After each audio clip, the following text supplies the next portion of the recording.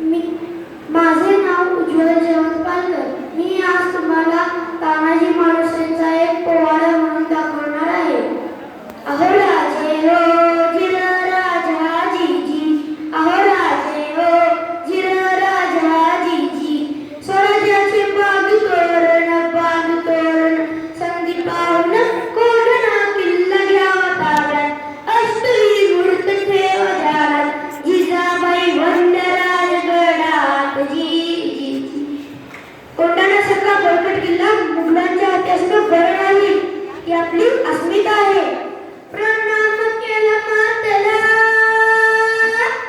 प्रणाम केलं मातेला, आमंत्रण दिले सर्वांना, सर्व मावळे लागले कामाला, शेलार मामा होते समितीला. आणि एवढ्यात तानाजी मालुसरेंकडून रायबाच्या लग्नाचे आमंत्रण घेऊन एक दूत मालवणकडे आला. आणि तेव्हा परंतुचा निरोप पटविला, तानाजीला तुम्हाला घालवील काही आला, आम्ही तो बघा लढाईला. छोटोतास तानाजी मालुसरे काय म्हणतात, आम्ही लग्नात बाप म्हणून मिळवायचं आणि आमच्या राजाने लढायला जायचं, हे कदापि शक्य नाही. तानाजीने मनी केलं पण आणि दिले बघा वचन, आज करू लग्न कोंढाण्याचे, नंतरच लग्न रायबाचे, घ्यावे ऐकून एवढे आमचे जी जी जी. प्रणाम केलं राजाला, प्रणाम केलं राजाला, तानाजी वीर चालला, कमरेला बांधला शेला, त्याच मांडी बघा घोड्याला, मांडी घोड्याला जिरवाजीजी, मांडी घोड्याला जिरवा. कोंढाण्याचे उंच शिखर,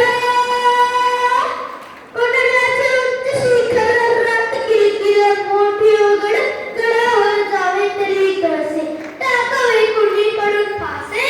आणि एवढ्यात तानाजी मालुसरेने आपल्या पेटाऱ्यांची घोरपड बाहेर काढली. त्या घोरपडीचं नाव काय माहिती आहे? यशवंती.